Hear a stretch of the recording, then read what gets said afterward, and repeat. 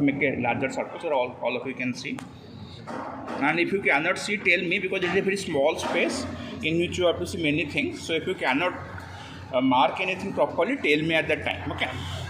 So see, this is the side of the neck that is divided by this sternocleidomastoid that is diagonally placed into anterior triangle and posterior triangle.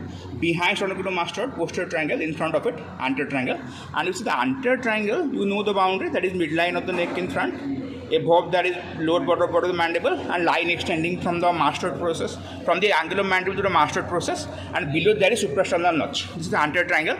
And see over here, see this structure is the superior belly of omohyoid, in which underneath which I have put my forceps.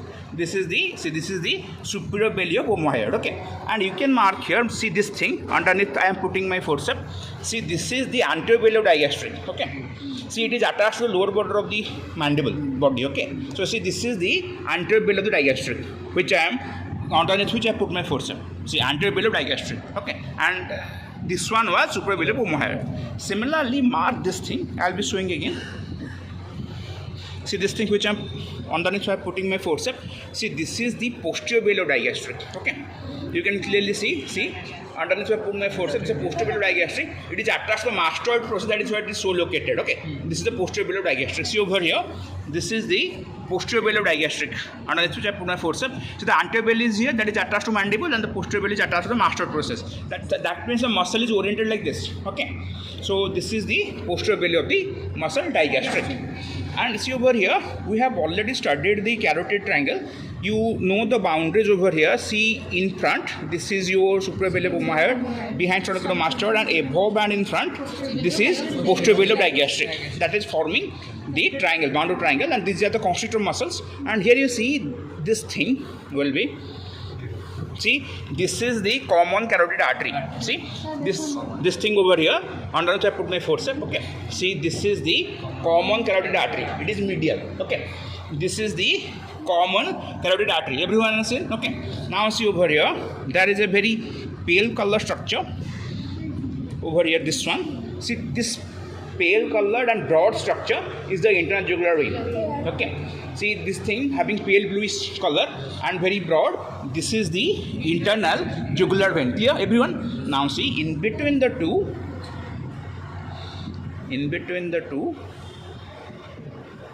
this thing. Yes. See, this is the vagus nerve.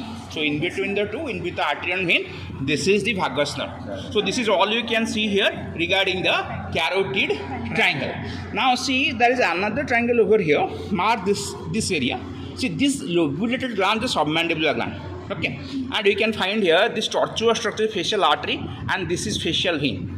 So when you come from the medial to lateral side, first you get the facial artery, then you get the facial vein, and here is the submandibular salivary gland. Okay, see, mark this triangle. Anterior border is formed by anterior belly of digastric. Okay, so the anterior border forms the anterior by the anterior belly of digastric.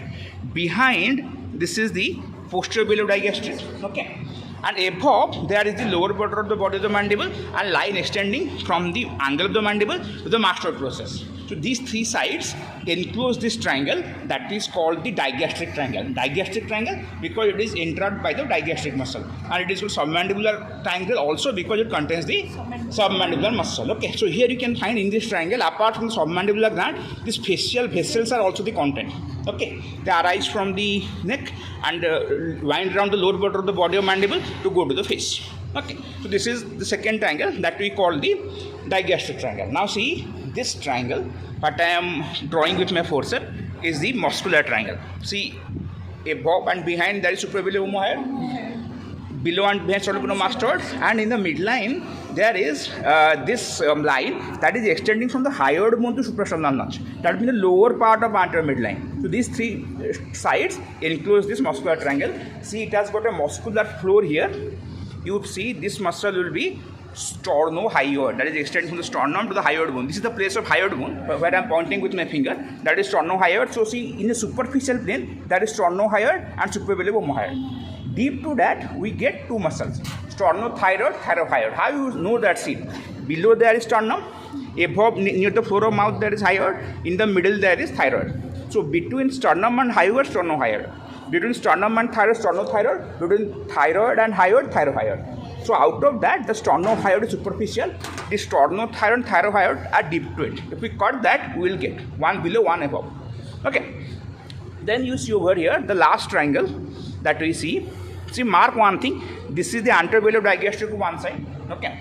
And on this side, this is the, see, on this side, this is the anterior digastric, beneath which I have put my forearm. See, you have already seen the anterior digastric one side. On the other side, this is the anterior of the digastric.